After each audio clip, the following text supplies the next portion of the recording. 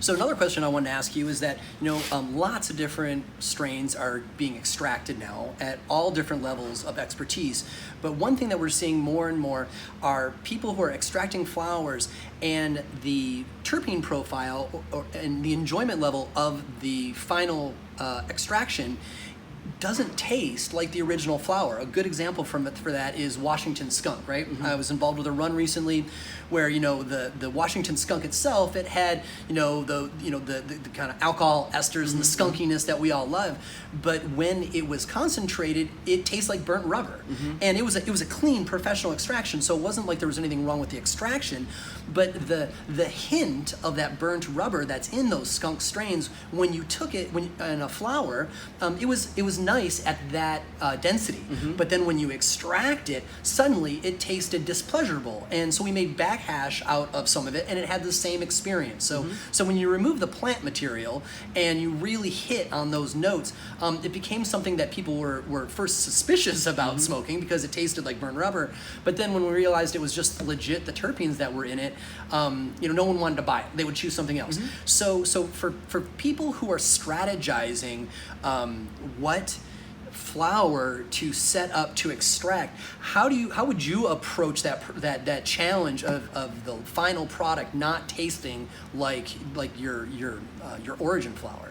The only way that you can do this is you have to really look at a development cycle for outdoor farmers is basically a year. So you have to look into next season.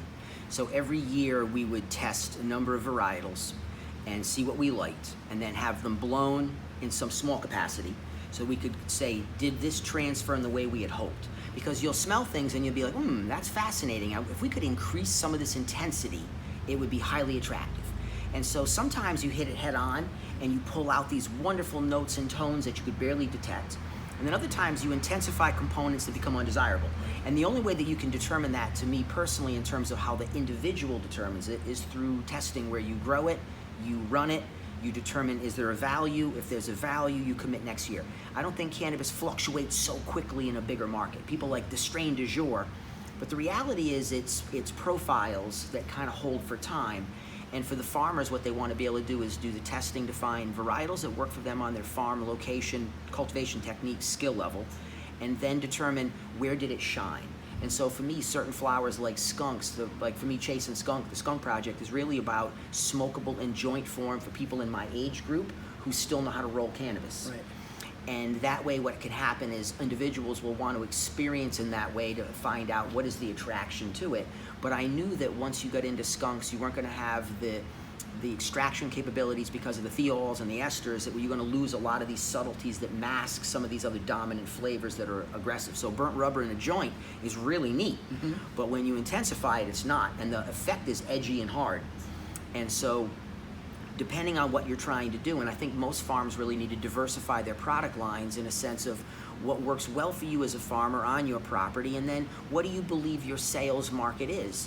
And that's really doing the research on what is moving in the market in general, and then breaking up your distributions to match that. And so I'm gonna grow all pre-rolls, that's dangerous. I'm gonna grow all extract, that's dangerous. You wanna be able to put yourself in a stratified market where there's different positions that you're taking.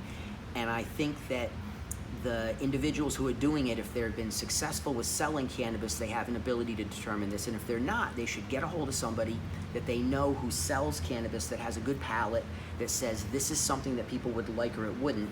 And that way what it does, it allows you to make the correct decisions. But for me, it's a full year of cyclical time.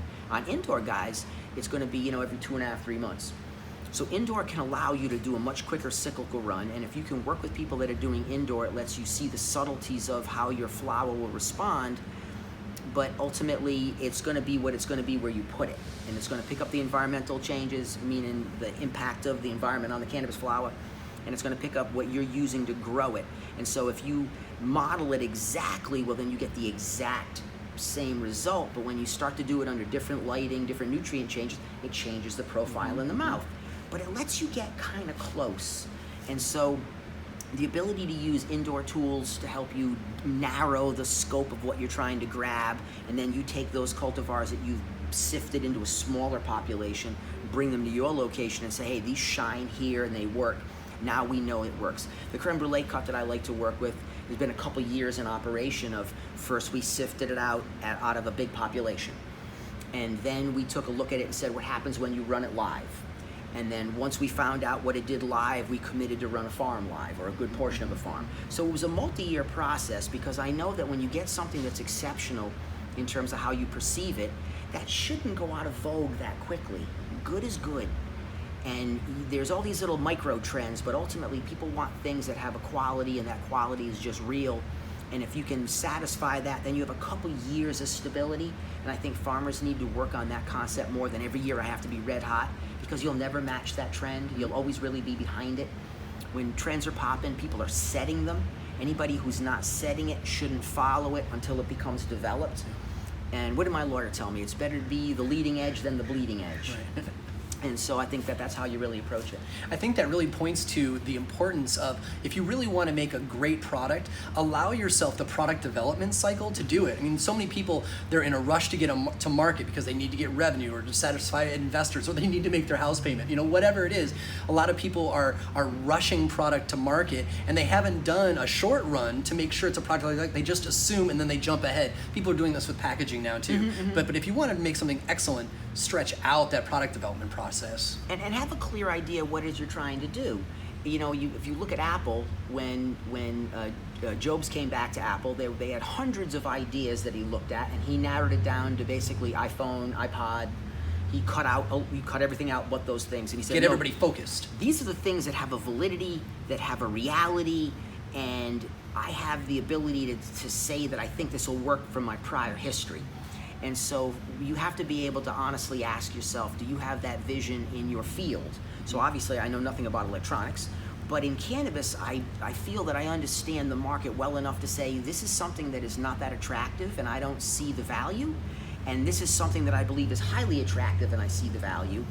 And that way it allows you now to figure out how do we optimize it, because it took us another year to figure out the picking time of the creme brulee. Because the first year we took it about 5 or 6 days later than I took it the subsequent year, and they were different profiles. One of them was sharper, harder, less aromatic, and then when we picked it a little bit earlier, we dialed in the curve. A little bit less than perfect on the flower resulted in a far more active concentrate live. That makes sense. And that's where I found the sweet spot. And that sweet spot is you just honestly, to yourself and to your crew that you work with, let's just do product tests and say, are we satisfied? And are we satisfied? And why are we satisfied? And do we think it could be better, or do we think it could be worse? Right. And that way you start to honestly shape this process, because a lot of it is you just want to feel good and you want to say, we're doing great. Yeah. But a lot of times you have to say, I don't think this is what we wanted. And then you have to take another cycle to dial it. And if you can't, then you realize that's what it is. And with breeders, they might go down the road 2 or 3 years on a line and realize that there's nothing here. They have to go all the way back and go down another road. And that dedication to it over time is, I think, where you get the success in a stability of a product, because what you do is you really find stuff that resonates with the customer, that works well for you. If they don't intersect, you're really going to do poorly. The customer loves it, but you can't grow it at your property, and you love to grow it, but no one wants to buy it. Right. Neither one of those extremes work. There has to be some little Venn diagram in the middle where it touches. And that's the part of R&D that's needed, that you really connect growability, workability, sellability. Right on. Cool. Thanks. You're welcome.